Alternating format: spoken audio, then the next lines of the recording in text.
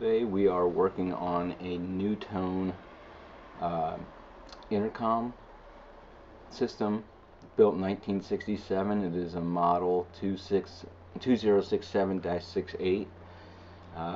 The complaint is that the volume of the radio is too low, and sure enough, when you turn it on, it gets AM and FM. The FM comes in a bit better than the AM. The AM isn't coming in at all.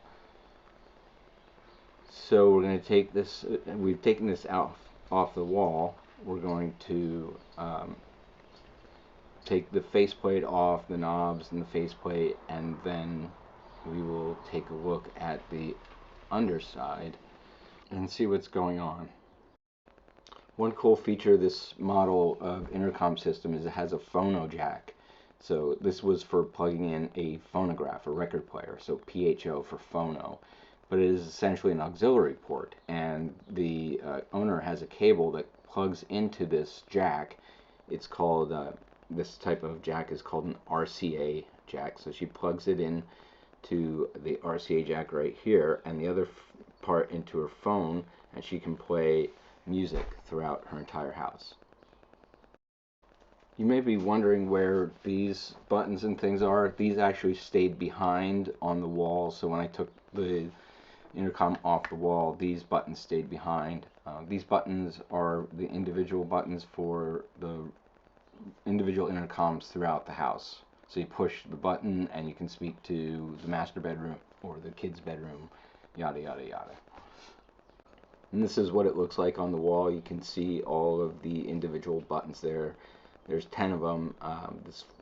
This house does not have 10 individual rooms where the intercoms go, but the thing comes with 10.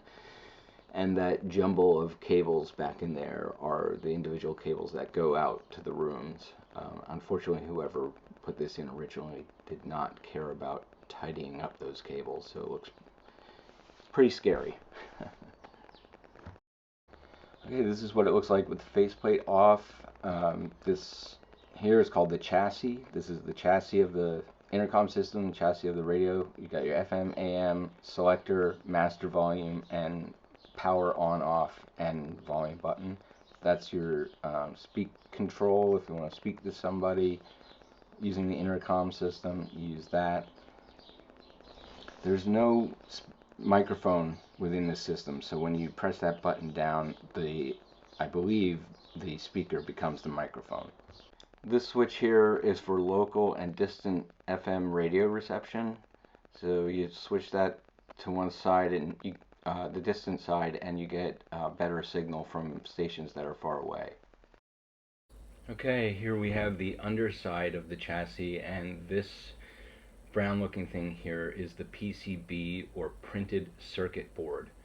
Back in the days of vacuum tubes and things like that, you would just connect the wires directly to each other. There was no printed board or anything like that.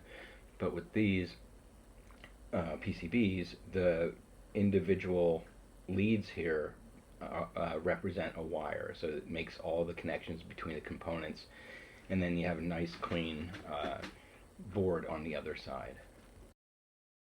Okay, this is the other side of that circuit board. You can see how neatly everything is arranged, much better than the old way where everything was a jumble. This here is an electrolytic capacitor.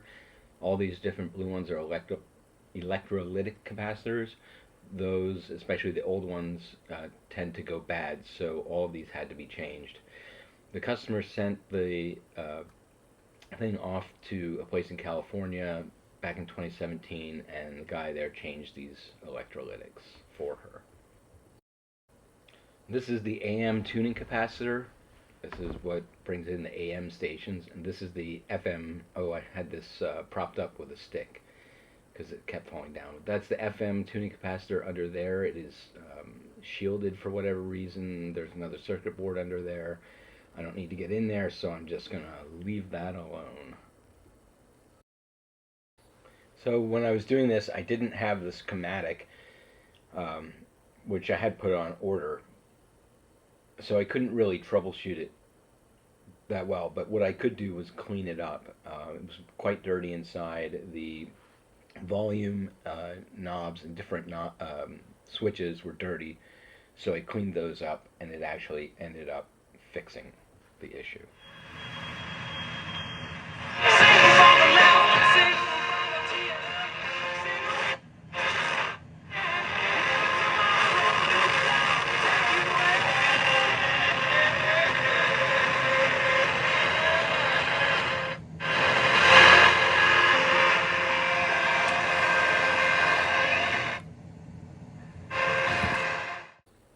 This here is the gain control for the radio. Gain control affects volume.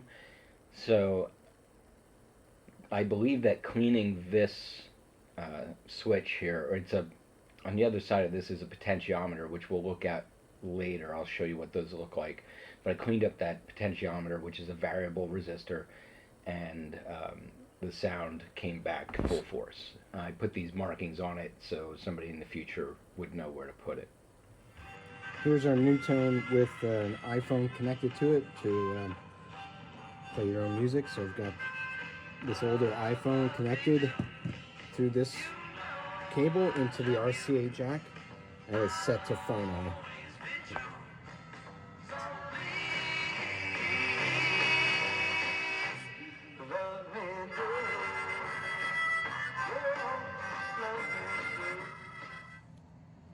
Alright, so that works too.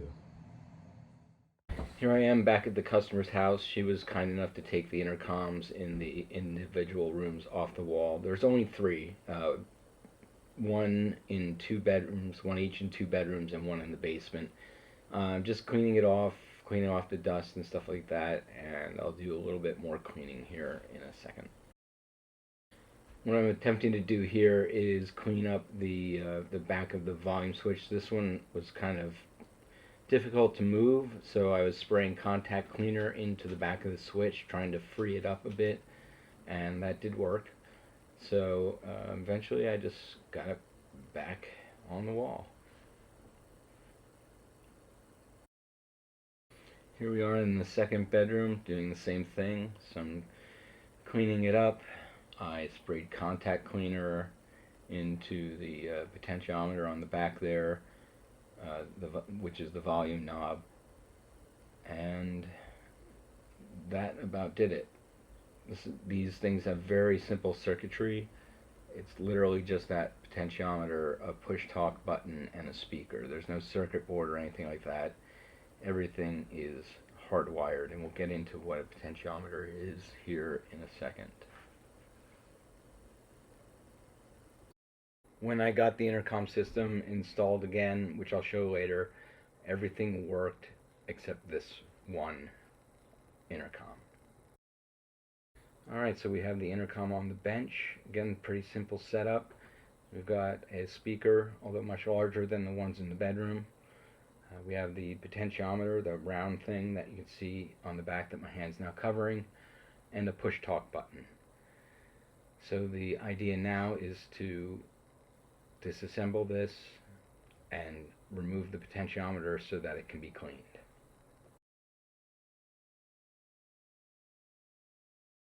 Earlier I mentioned potentiometers, and that's what this guy here is. This is the volume knob for that intercom from the basement, and you can see there are 3 leads attached to it. 1, 2, 3. So this is what's going to be coming apart and getting cleaned out. And if you want to know the definition of a potentiometer, here you go. It's a variable resistor. Google resistor if you don't know what it is. So here we go. We're going to just clean this puppy up.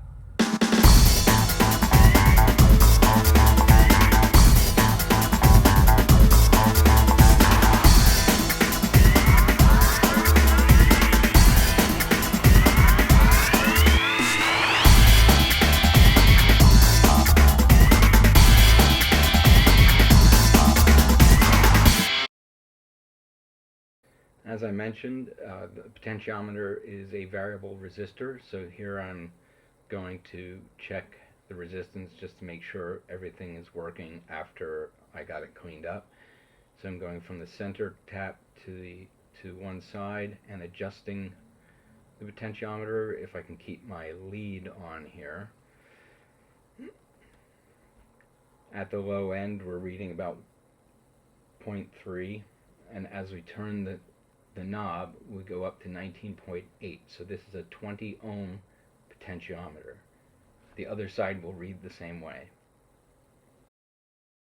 Alright, now it's time to put it back on the wall, but first I want to clean up those switches that go to the individual rooms. So I'm just going to spray some contact cleaner in here, and then I'm going to blow the contact cleaner out with the blower end of my little vacuum there, just to make sure that there's no moisture in there when the power gets turned back on, but the contacts are clean now. Okay, now it's time to put the intercom system back on the main box there, get it screwed to the wall, and then we'll give it a go, see if it works.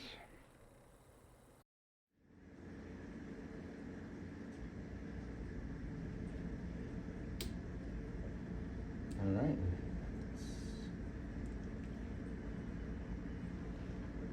Because no other body wash exfoliates and moisturizes 24/7. Proudly powered by Jap Comics, your friendly neighborhood comics.